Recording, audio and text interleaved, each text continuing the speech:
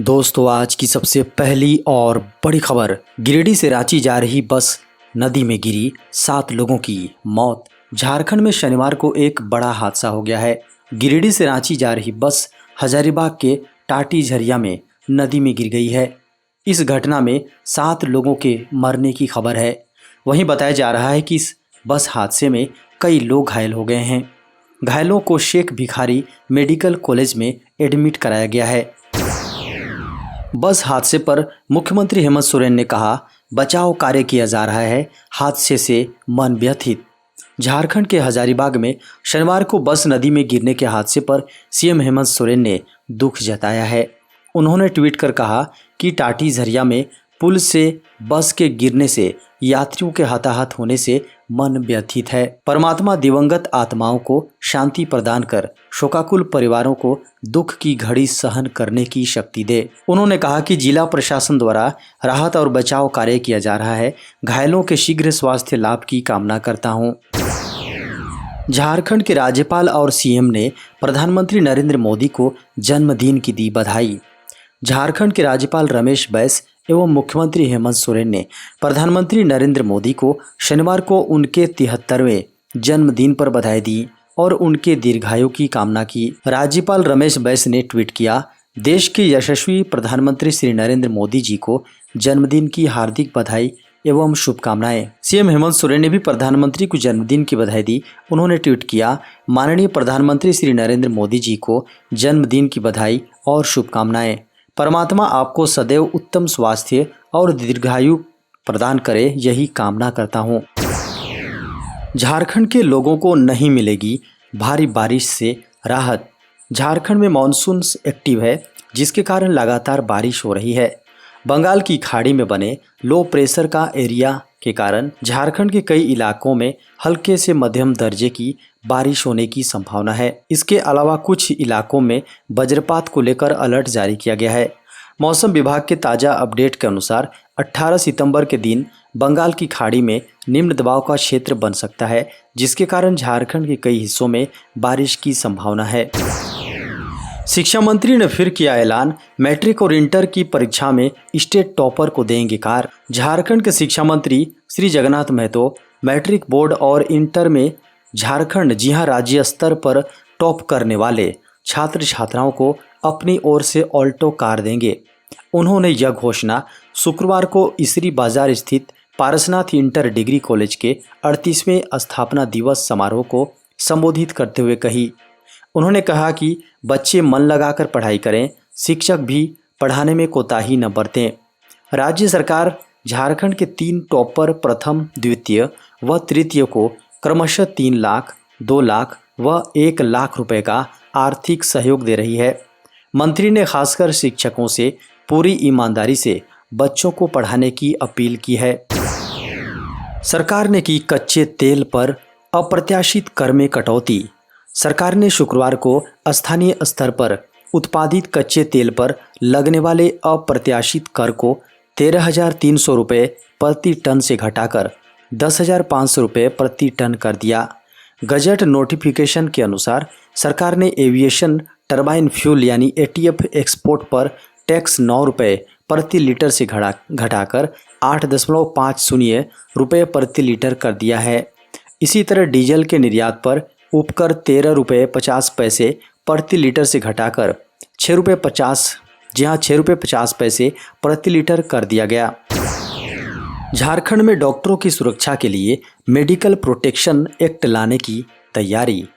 झारखंड में शनिवार को झांसा के नए कार्यकारिणी के इंस्टॉलेशन कार्यक्रम में शामिल हुए स्वास्थ्य मंत्री बन्ना गुप्ता ने अपने संबोधन में कहा कि उनकी जानकारी में जमशेदपुर में 3 जगहों पर पीसीपीएनडीटी एक्ट का उल्लंघन किया जा रहा है। इस तरह के क्राइम को कभी सरकार बर्दाश्त नहीं करेगी। इसलिए ऐसे लोग जो कन्या भ्रूण हत्या रोकने के लिए बने कानून पीसीपीएनडीटी एक्ट का उल्लंघन कर रहे हैं, वह सावधान हो जाएं और ऐसे कृत्य को छोड़ दें। स्वास्थ्य मंत्री बन्ना गुप्ता ने कहा कि हम सबको अस्तित्व और उत्पत्ति नारी से ही है। ऐसे में इस जघन्य कृत्य को सरकार बर्दाश्त नहीं करेगी। उन्होंने कहा कि मुख्यमंत्री हेमंत सोरेन से मेडिकल प्रोटेक्शन एक्ट को लेकर चर्चा की है। वे भी चाहते हैं कि डॉक्टरों की सुरक्षा सुनिश्चित हो, इसके साथ ही आम लोगों के हितों की भी सुरक्षा होनी चाहिए। उन्होंने कहा कि जल्द ही कैबिनेट में मेडिकल प्रोटेक्शन एक्ट के लिए प्रस्ताव लाया जाएगा। 9 अक्टूबर को झारखंड की राजधानी रांची में खेला जाएगा भारत अफ्रीका के बीच मैच। झारखंड के रांची में स्थित JSCA स्टेडियम में आगामी 9 अक्टूबर को भारत और साउथ अफ्रीका के बीच एक वनडे मैच खेला जाएगा। झारखंड राज्य क्रिकेट एसोसिएशन ने मैच देखने के लिए टिकटों की दरों की घोषणा कर दी है। यहां पहली बार ऑनलाइन टिकट बिक्री की व्यवस्था की जा रही है। सबसे कम कीमत वाली टिकट 1100 रुपये और सबसे अधिक टिकट की मूल्य 10,000 रुपये होगी। 6 से 8 अक्टूबर तक सुबह 9 बजे से शाम 4 बजे तक टिकटें बेची जाएंगी। दोपहर 1 बजे से 2 बजे तक लंच ब्रेक होगा। एक व्यक्ति अधिकतम 3 टिकट ही खरीद पाएगा। टिकट के लिए दर्शकों को आधार कार्ड की फोटोकॉपी लानी होगी। इसके लिए झारखंड राज्य क्रिकेट एसोसिएशन ने वेब पोर्टल के माध्यम से ऑनलाइन टिकट बेचने का फैसला लिया है। एसोसिएशन और संबद्ध जिला इकाइयों के सदस्य 28 सितंबर तक नवीनतम टिकटों की खरीद के लिए अनुरोध भेज सकते हैं। प्रधानमंत्री नरेंद्र मोदी ने लॉन्च की नई लॉजिस्टिक्स नीति। प्रधानमंत्री नरेंद्र मोदी ने शनिवार शाम देश की नई राष्ट्रीय लॉजिस्टिक्स नीति की शुरुआत की। इस दौरान उन्होंने इस नई नीति की खूबियां बताते हुए कहा कि राष्ट्रीय लॉजिस्टिक्स नीति परिवहन क्षेत्र की चुनौतियों का समाधान देने वाली, अंतिम छोर तक डिलीवरी की गति बढ़ाने और कारोबारों के लिए धन की बचत करने वाली है। इसके साथ ही उन्होंने शनिवार को मध्य प्रदेश के कुनो नेशनल पार्क में नामीबिया से लाए गए 8 चीतों को छोड़े जाने का जिक्र करते हुए कहा कि आज देश बदल रहा है। पीएम मोदी ने अपने संबोधन में कहा, भारत आज दुनिया की 5वीं सबसे बड़ी अर्थव्यवस्था है। हमारा देश बदल रहा है। एक समय था जब कबूतर छोड़ते थे, आज चीता छोड़ते हैं। पीएम मोदी ने इसके साथ ही कहा, मेक इन इंडिया और आत्मनिर्भर होते भारत की गूंज हर ओर है। भारत एक्सपोर्ट के बड़े लक्ष्य तय कर रहा है, उन्हें पूरे भी कर रहा है। झारखंड में 26,000 सरकारी शिक्षकों की बम्पर भर्ती। झारखंड में राज्य सरकार के प्राथमिक विद्यालयों में सहायक आचार्य के पदों पर नियुक्ति के लिए आयोजित होने वाली प्रतियोगिता परीक्षा में पूछे जाने वाले प्रश्नों का स्तर अलग अलग होगा। कक्षा 1 से 5 के लिए इंटर प्रशिक्षित सहायक आचार्य के पदों पर होने वाली नियुक्ति में प्रश्नों का स्तर इंटरमीडिएट होगा, जबकि कक्षा 6 से 8 के लिए स्नातक प्रशिक्षित सहायक आचार्य के पदों पर होने वाली नियुक्ति में स्नातक स्तर के प्रश्न पूछे जाएंगे। इस बार होने वाली नियुक्ति में झारखंड शिक्षक पात्रता परीक्षा उत्तीर्ण अभ्यर्थियों को एक और प्रतियोगिता परीक्षा देनी होगी, जिसमें यह लागू होगा। यह प्रतियोगिता परीक्षा झारखंड कर्मचारी चयन आयोग द्वारा ली जाएगी। बता दें कि सहायक आचार्य के पदों पर नियुक्ति के लिए होने वाली प्रतियोगिता परीक्षा एक पत्र की होगी, जिसमें विभिन्न विषयों में वस्तुनिष्ठ प्रश्न पूछे जाएंगे। कक्षा 1 से 5 के सहायक आचार्य के लिए यह परीक्षा 350 अंकों की होगी, जिसमें 100 अंक अर्हक प्रकृति के होंगे। इसी तरह कक्षा 6 से 8 में के सहायक आचार्य के लिए यह परीक्षा 420 अंकों की होगी, जिसमें मातृभाषा के 70 अंक अर्हक प्रकृति के होंगे। इसके अलावा जनजातीय एवं क्षेत्रीय भाषा तथा सामान्य ज्ञान एवं समसामयिकी से 100 अंक के प्रश्न पूछे जाएंगे। अश्विनी वैष्णव बोले, अगले स्वतंत्रता दिवस पर हाइड्रोजन से चलने वाली पहली ट्रेन होगी शुरू। केंद्रीय रेल मंत्री अश्विनी वैष्णव ने कहा कि भारत अगले स्वतंत्रता दिवस पर स्वदेशी रूप से डिजाइन, विकसित और निर्मित हाइड्रोजन से चलने वाली पहली ट्रेन शुरू करेगा। प्रधानमंत्री नरेंद्र मोदी के 20 साल के नेतृत्व के मौके पर आयोजित एक कार्यक्रम में वैष्णव ने कहा कि भारत ऐसी ट्रेनों का निर्माण करने में सक्षम है जो दुनिया में सबसे अच्छी साबित होगी। यह तब होगा जब 15 अगस्त 2023 को हाइड्रोजन से चलने वाली ट्रेन शुरू की जाएगी। इंटीग्रल कोच फैक्ट्री चेन्नई में बनी एक ट्रेन हाल ही में दुनिया के सर्वश्रेष्ठ 5 में से एक है। उन्होंने कहा कि इस ट्रेन ने 180 किलोमीटर प्रति घंटे की रफ्तार से यात्रा की, जिसने दुनिया को चकित कर दिया। यह ट्रेन सभी से बेहतर है अन्य कई मापदंडों पर, और चालक के केबिन में रखा एक गिलास पानी तब भी नहीं छोड़ा जाता है जब ट्रेन अपनी स्थिरता का संकेत देते हुए अधिकतम गति से चलती है। सीबीएसई 10वीं और 12वीं बोर्ड परीक्षा के लिए रजिस्ट्रेशन शुरू 17 सितंबर से। केंद्रीय माध्यमिक शिक्षा बोर्ड यानी सीबीएसई 10वीं और 12वीं क्लास के प्राइवेट छात्रों के लिए परीक्षाओं की रजिस्ट्रेशन प्रक्रिया 17 सितंबर से शुरू कर रहा है। जो छात्र सत्र 2023 में प्राइवेट सीबीएसई बोर्ड परीक्षा में शामिल होना चाहते हैं, वे ऑफिशियल वेबसाइट cbse.gov.in के माध्यम से अपना रजिस्ट्रेशन करा सकते हैं।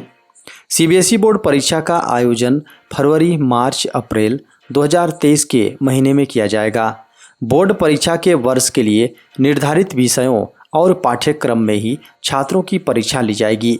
आवेदक केवल उन्हीं विषयों के लिए आवेदन कर सकेगा जो सिस्टम में ऑटो जनरेट होंगे। अब घर बैठे निपटा सकेंगे आरटीओ के काम। अब आरटीओ से जुड़ी 58 सेवाओं के लिए आपको कार्यालयों के चक्कर नहीं काटने पड़ेंगे। दरअसल सड़क परिवहन एवं राजमार्ग मंत्रालय ने इन 58 सेवाओं को पूरी तरह से ऑनलाइन करने के लिए अधिसूचना जारी कर दी है। मंत्रालय के अनुसार ये सभी सेवाएं नागरिकों पर केंद्रित हैं और आधार सत्यापन की सहायता से इन सेवाओं का लाभ पाया जा सकेगा। मंत्रालय ने कहा कि इस कदम के साथ ही इन सेवाओं को लेकर लोगों को आरटीओ कार्यालय जाने की ज़रूरत नहीं रहेगी। मंत्रालय ने कहा कि ये कदम गवर्नेंस और लोगों के रहन सहन को और आसान बनाने के लक्ष्य के साथ उठाया गया है।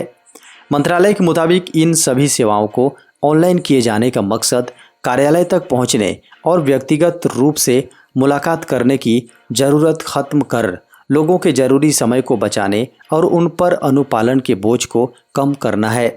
मंत्रालय के अनुसार इससे आरटीओ पहुंचने वाले लोगों की संख्या में काफ़ी कमी आएगी, जिससे कर्मचारियों के कामकाज को और कुशलता मिलेगी। झारखंड के चिड़ियाघरों में जानवरों की देखभाल की रिपोर्ट पर केंद्र ने जताई चिंता। झारखंड के सबसे बड़े और सबसे अधिक देखे जाने वाले चिड़ियाघर भगवान बिरसा जैविक उद्यान में रखे गए जानवरों की देखभाल को लेकर चिंता जताई गई है। यह एक केंद्रीय द्वारा तैयार की गई रैंकिंग सूची में शीर्ष 10 में जगह बनाने में विफल रहा है। झारखंड की राजधानी रांची के ओरमांझी इलाके में 104 हेक्टेयर क्षेत्र में फैले जैविक पार्क ने अपने प्रबंधन प्रभावी मूल्यांकन रिपोर्ट में देश के 23 मध्यम श्रेणी के चिड़ियाघरों में 17वां स्थान हासिल किया। झारखंड में 2 अन्य चिड़ियाघर जमशेदपुर में टाटा स्टील जूलॉजिकल पार्क और बोकारो में जवाहरलाल नेहरू बायोलॉजिकल पार्क, उन्हें सूची में क्रमशः 11वां और 15वां स्थान मिला है। रुपेश हत्याकांड मामला, सीबीआई ने दर्ज की एफआईआर। हजारीबाग के चर्चित रुपेश हत्याकांड में सीबीआई ने एफआईआर दर्ज कर ली है। सीबीआई की पटना स्पेशल ब्रांच ने मामले के जांच को लेकर एफआईआर दर्ज की है। इसमें 27 को नामजद आरोपी बनाया गया है। 2 सितंबर को झारखंड हाईकोर्ट ने रुपेश पांडे की मां उर्मिला देवी की याचिका पर सीबीआई जांच का आदेश दिया था। हजारीबाग के चर्चित रुपेश पांडे हत्याकांड में सीबीआई की पटना स्पेशल क्राइम ब्रांच ने 2 एफआईआर दर्ज की है। पहली एफआईआर रुपेश पांडे की हत्या के मामले में दर्ज की गई है, जिसमें सीबीआई ने 27 नामजद समेत अन्य लोगों को आरोपी बनाया है। वहीं रुपेश पांडे की हत्या के बाद आगजनी और दंगा के मामले में दूसरी एफआईआर दर्ज की गई है, जिसमें 87 नामजद समेत 200 अज्ञात लोगों को आरोपी बनाया गया है। बता दें कि रुपेश पांडे की इसी साल 6 फरवरी को बरही में भीड़ ने सरस्वती पूजा विसर्जन के दौरान पीट कर हत्या कर दी थी। कोविड-19 के मामलों में राहत, 24 घंटे में 5,747 नए मामले। देश में कोरोना के मामलों में कमी आई है। लगातार 2 दिन तक कोविड-19 के 6,000 से अधिक मामले आए थे। हालांकि बीते 24 घंटे में कोरोना के कुल 5,747 मामले दर्ज किए गए हैं। स्वास्थ्य मंत्रालय ने बताया कि इस दौरान 29 लोगों की मौत भी हुई है। मंत्रालय ने बताया कि बीते 24 घंटे में देश में कोरोना से 5,618 लोग रिकवर हुए हैं। सक्रिय मामले बढ़कर अब 46,848 हो गए हैं। 16 सितंबर को सक्रिय मरीजों की संख्या 46,748 थी।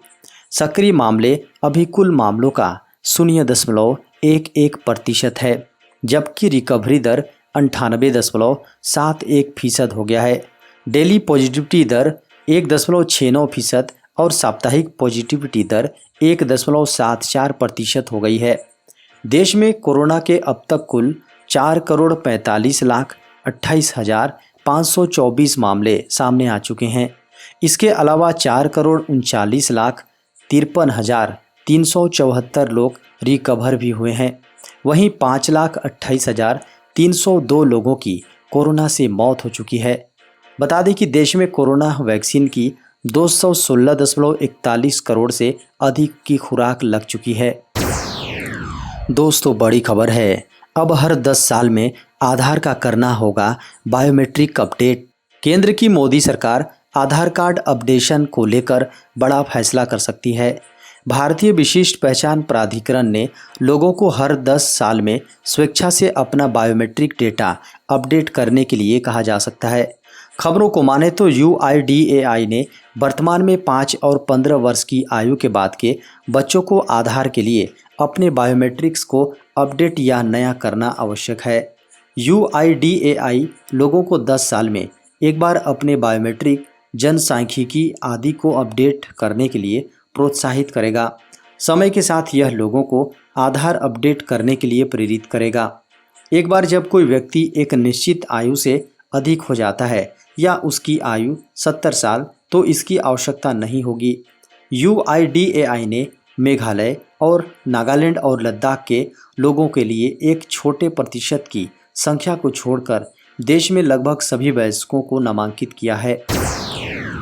दुनिया के 34.5 करोड़ लोगों पर भूखमरी का खतरा। विश्व निकाय ने चेताया है कि दुनिया विश्व स्तरीय अप्रत्याशित आपात स्थिति से जूझ रही है और 34.5 करोड़ लोग भूखमरी की ओर बढ़ रहे हैं।